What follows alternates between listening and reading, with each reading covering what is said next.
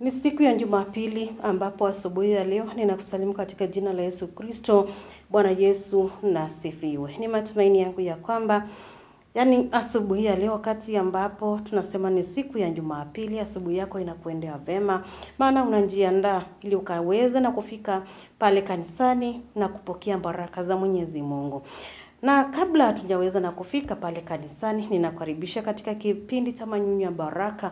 Tuzidi kunyunyiziwa hizo baraka, tukaweza na kupokea hizo baraka hata kabla hatujaweza na kufika pale kanisani katika ibada ya siku ya leo.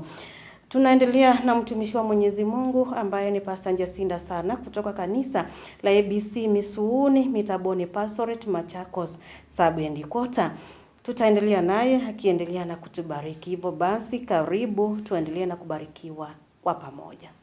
Mpendwa mtazamaji, asubuhi hii ya leo naomba nikusalimu katika jina la Yesu Kristo. Bwana Yesu na asifiwe. Natumai katika hiyo wiki yote umebarikiwa na umeweza kuinuliwa katika imani yako. Naomba Mungu akazidi kukubariki, Mungu akazidi kukutendea mema na akazidi kukuinua zaidi na zaidi. Nataka kukukaribisha katika kipindi chetu siku ya leo cha manyunyu ya baraka ili tukaweze kubarikiwa kwa pamoja. Neno la Mungu tunatoa katika kitabu cha Kutoka, kifungu ni hicho cha 33, mstari wa 14 na wa 15.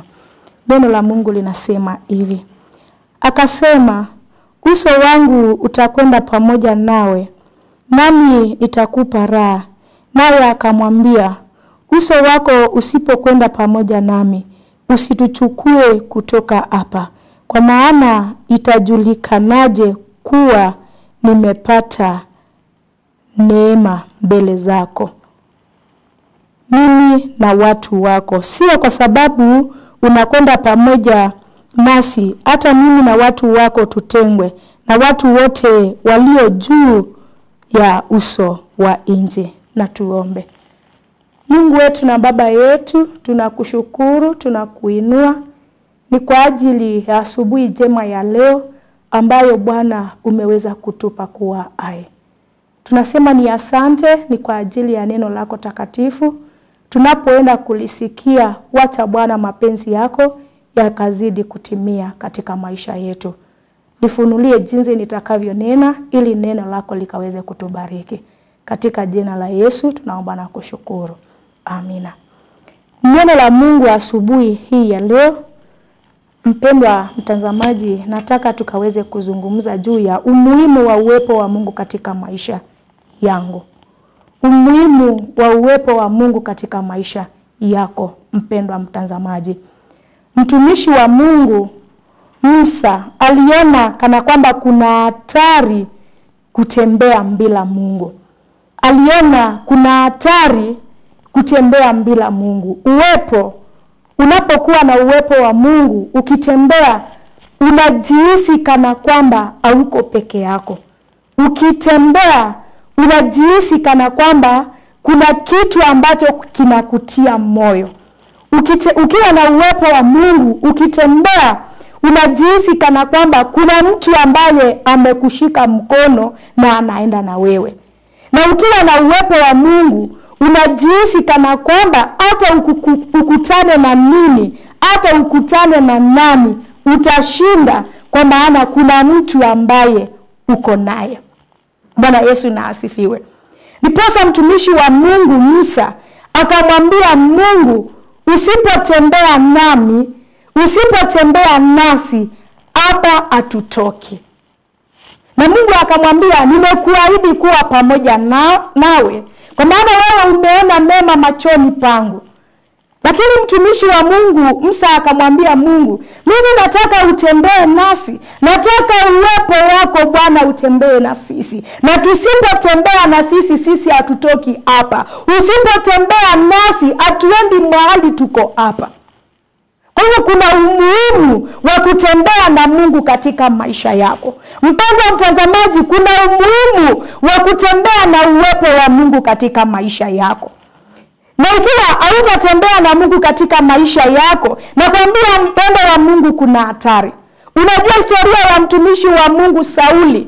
Sauli alipoachiliwa na Mungu alikutana na mambo. Sauli alipoachiliwa na Mungu, uwepo wa Mungu ulipotoka ndani yake. Tukisoma neno la Mungu katika kitabu cha Samueli wa kwanza, kifungu hicho cha 28 mstari wa 6 kufika wa 15, utaona yale mambo ambayo yalitokea kwa mtumishi wa Mungu Sauli.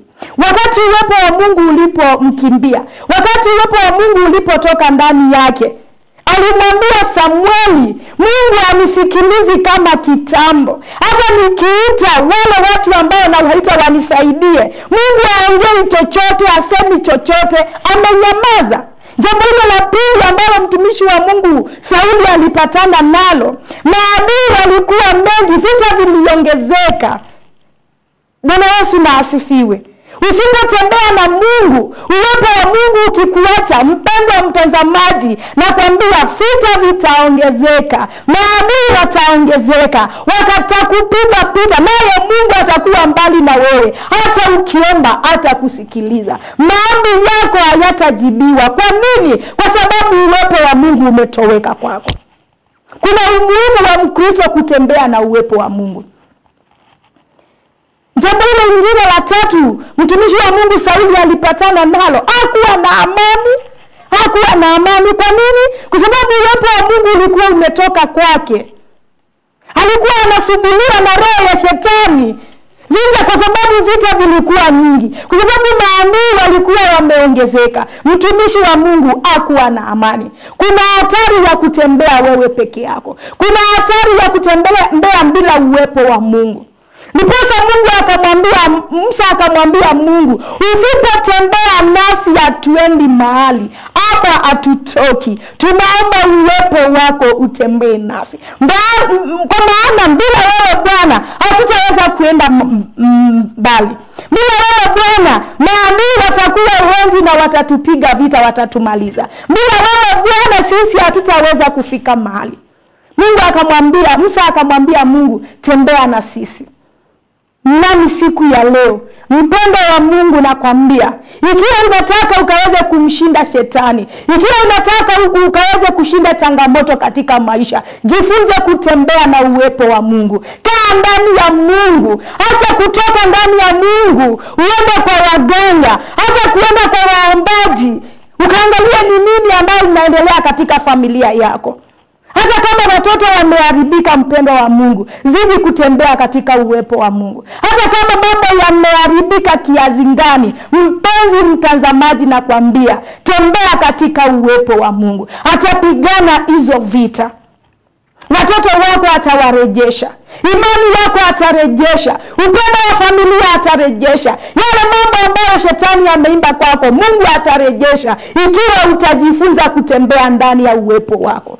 Ikiwa utajua kana kwamba ukiwa peke yako hautaweza. Hata kama uko na mali kiasi gani, nakwambia bila uwepo wa Mungu hautaweza. Mtumishi wa Mungu Sauli alikuwa mtu mkubwa, lakini wakati uwepo wa Mungu ulipotoweka ndani yake, alipatana na mambo. Hakujibiwa maombi tena. Adui waliongezeka, vita vilikuwa mingi, alipigwa vita, amani ilitoweka, mpaka akamuita mtumishi wa Mungu Samueli amwambie shida ni nini. Nawe utakimbia utoke kwa Mungu na utakuja kurudi tena. Umwambie Mungu, nilikukimbia lakini nimerudi, kwa sababu Mungu wetu ni mwenye huruma, hata kurudia. Mpendo wa Mungu, kutembea katika uwepo wa Mungu kwa Mkristo kuna maana sana. Ukijifunza kutembea na yeye, Mungu hatakuacha kwa kamwe. Tujifunze kusema kama mtumishi wa Mungu, bila wewe Mungu mimi sitaenda. Usitutoe hapa, kama uendi na sisi usitutoe hapa.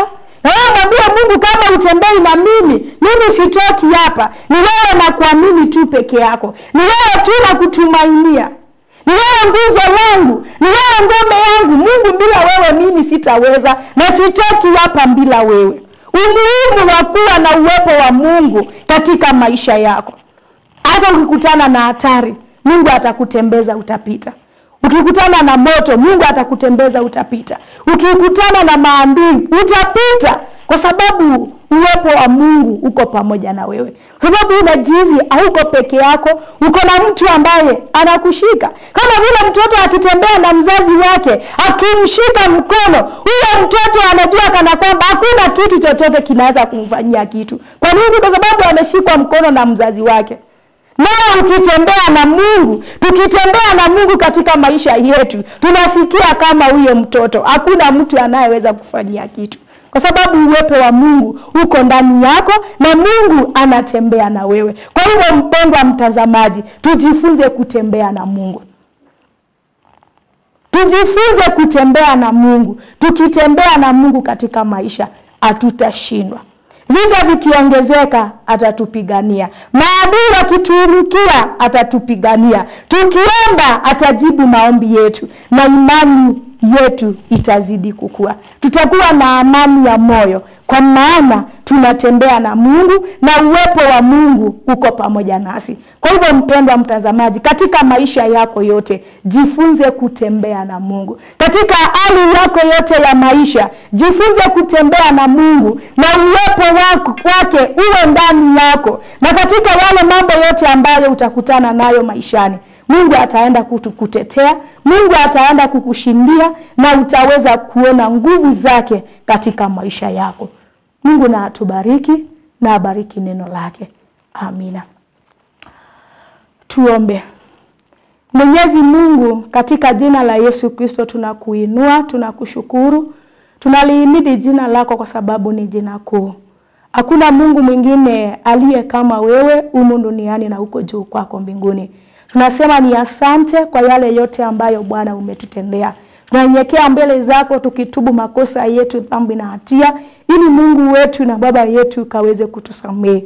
Utusafi na damu ya Kristo Yesu ambayo iliweza kumwangika msalabani ni kwa ajili ya dhambi zetu. Tunakushukuru Bwana ni kwa ajili ya uongozi wako. Huo wiki wote Bwana tumeona nguvu zako. Tumeona neema zako Bwana. Umetembea na sisi. Tunasema ni asante. Tunasema Bwana upokee sifa. Pokea shukrani zetu, uketie kwenye kiti chako cha enzi. Ninakushukuru Bwana ni kwa ajili ya msikilizaji ambaye amekuwa akitembea na mimi huo wiki wote Bwana.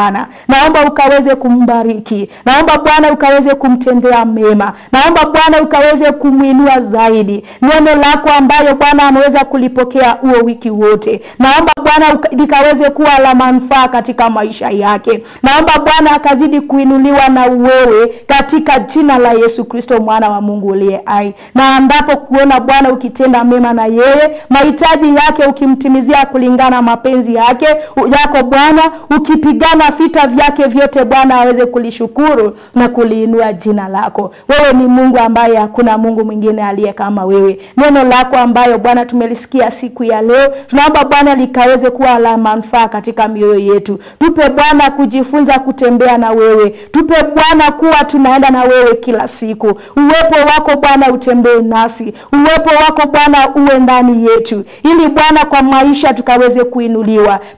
Ukaweze kutupigania vita vyetu Bwana, katika jina la Yesu Kristo. Wewe ni Mungu mwaminifu na hakuna Mungu mwingine aliye kama wewe. Neno lako Bwana likazidi kukua ndani ya mioyo yetu, na Roho wako Mtakatifu akazidi kutufunulia kwa kina na pana, ili Bwana tukaweze kuinuliwa zaidi na wewe. Na ni katika jina la Yesu Kristo tunaomba na kushukuru.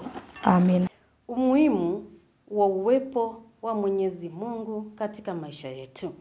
Hapa tumeweza na kuona kwamba Musa aliweza na kuomba ili Mwenyezi Mungu akaweze kutembea pamoja naye. Uwepo wake ukaweze kutembea pamoja naye.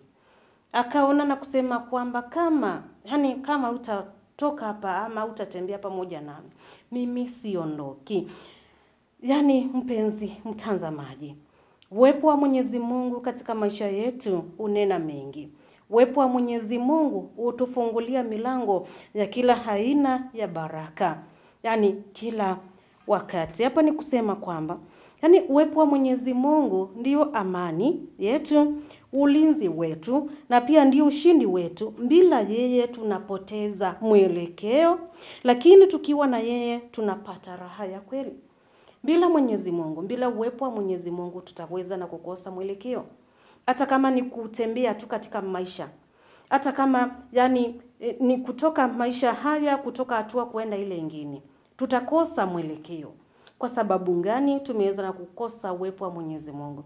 Lakini wakati ambapo tumeomba uwepo wa Mwenyezi Mungu ukawa pamoja nasi, ukawa juu yetu, Mwenyezi Mungu atatuongoza, Mwenyezi Mungu atatushika mkono, hata amani itakuwa juu yetu, hata tuonyesha ni wapi ambapo tunafaa ama tunastahili kutembea, ni kipi ambacho tunafaa kukifanya, ili tukaweze hata familia zetu zikaweze na kuinuka, akaweze na kutulindia hata biashara zetu, kazi zetu, uwepo wake tu ukiwa katikati yetu. Ni maombi yangu ya kwamba kila mmoja, mpenzi mtazamaji, ukaweze na kuomba kwamba Mwenyezi Mungu akatembee pamoja nawe. Usikubali ukaweze na kutembea bila uwepo wa Mwenyezi Mungu, utapotea, utakosa mwelekeo. Lakini ukitembea na uwepo wa Mwenyezi Mungu utakosa mwelekeo, utatembea tu vizuri ukiwa unashuhudia baraka za Mwenyezi Mungu. Mungu na atusaidie. Mungu akatubariki na uwepo wake, akatushikilie mkono, akatembee pamoja nasi katika kila hali ya maisha. Ninakutakia ibada ya baraka. Mwenyezi Mungu hapa pamoja nawe. Pasta, tumeshukuru sana, hakika umetubariki hiyo wiki yote. Nawe mtazamaji wangu pia ninakushukuru. Mwenyezi Mungu azidi na kukubariki na kukuinua na kupelekea hatua kwenda ile ingine, na uwepo wake ukaweze na kutembea pamoja nawe. Nimekuwa wako Pastor Lucy Michael, nikikwambia kwamba neema ya Mwenyezi Mungu ikakutoshe, uwepo wake ukatembee pamoja nawe. Bye bye.